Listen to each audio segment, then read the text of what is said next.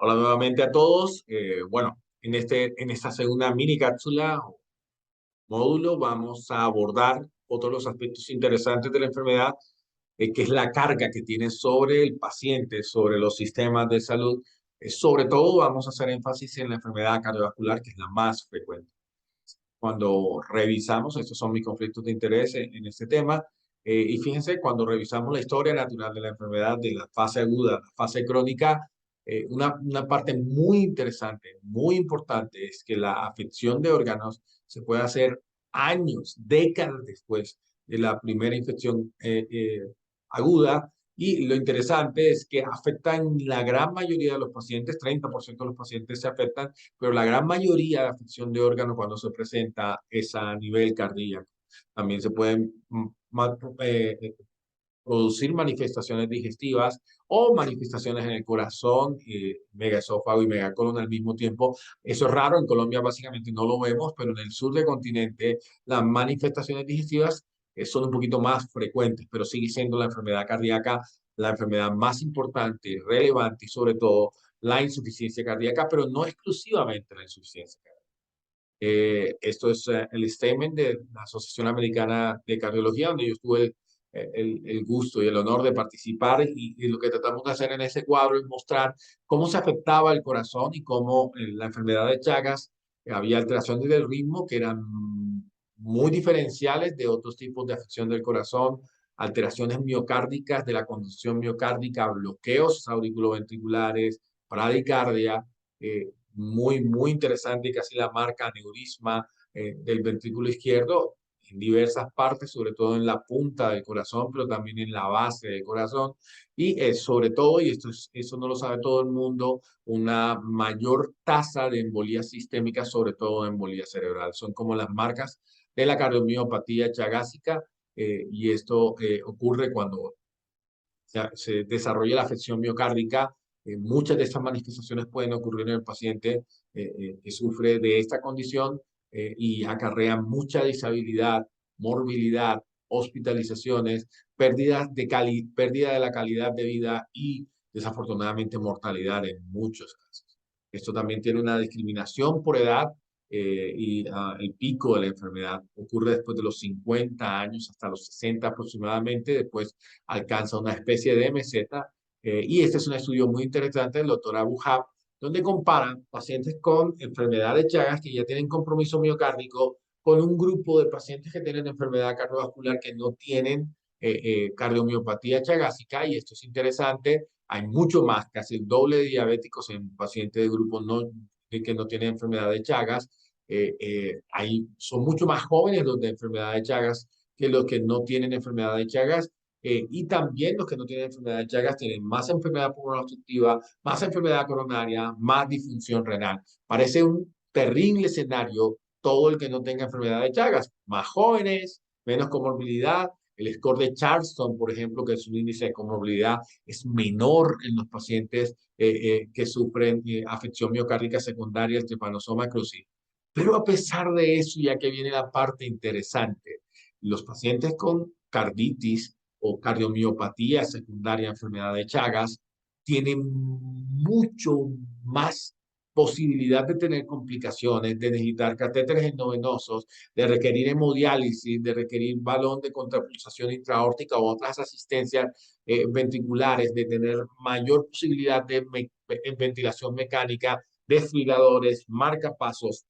Y esto es bien interesante, mayores y por lejos, mucha más posibilidad de ingresar a una unidad de cuidados intensivos. O sea, a pesar de ser más jóvenes y con menos comorbilidad, los pacientes que tienen afección cardíaca por enfermedad de Chagas tienen peores desenlaces, tienen mucho más utilización de dispositivos y además complicaciones que requieren internaciones en cuidados intensivos.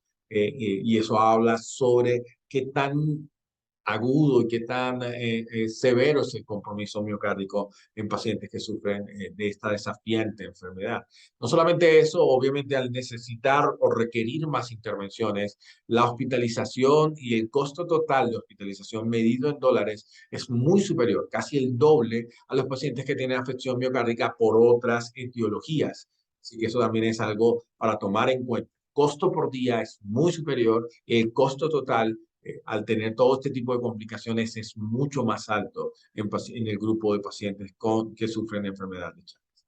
Este es un estudio bien interesante, es hecho en Colombia por el doctor Oliveira, pero bueno, somos países similares en algunas cosas, así que podría extrapolarse de alguna manera todos estos costos que el doctor Oliveira hizo en su elegante estudio hace más o menos 5 años, me obligó hace 3 años, sobre cuánto era el costo para el sistema de salud en Colombia atribuido a la enfermedad.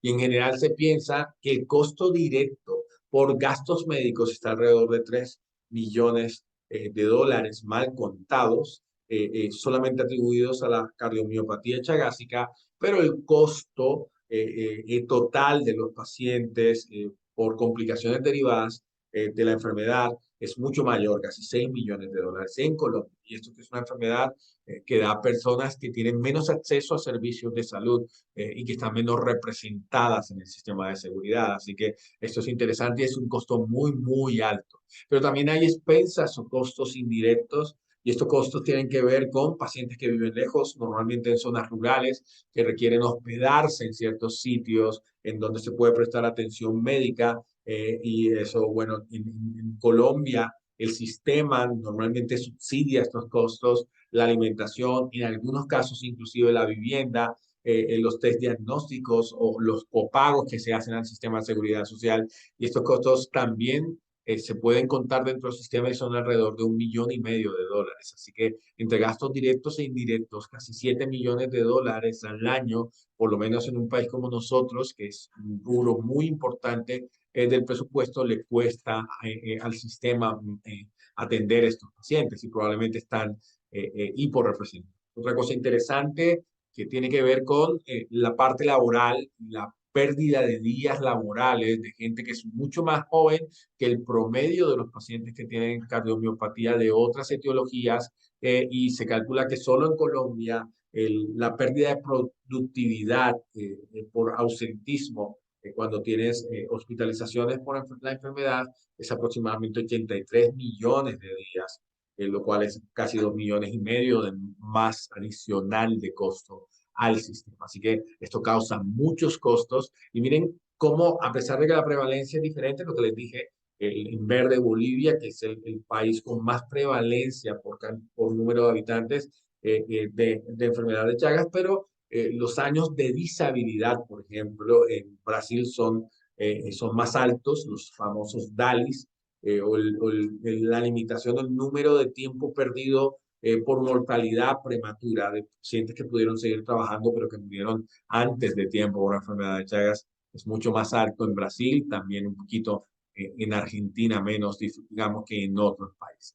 Así que esto es una enfermedad de, que causa mucha presión sobre los sistemas de seguridad y es una enfermedad que se comporta de forma mucho más agresiva cuando la etiología es de enfermedad, es por enfermedad de Chagas que otros tipos de cardiomiopatía. Por eso que en otros países donde tienen, digamos, no son endémicos, pero tienen una gran población, por lo menos Estados Unidos, tienen 22, casi 23 millones de migrantes provenientes de Latinoamérica y la prevalencia inclusive es superior a la de algunos países latinoamericanos per se, 1,3%.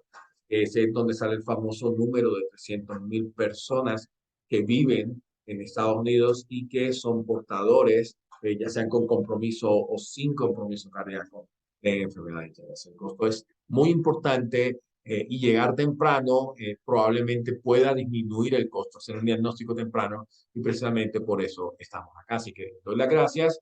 En ese mini módulo hablamos de carga de enfermedad y de lo importante que es la detección a tiempo para liberar la carga al sistema o disminuir los costos.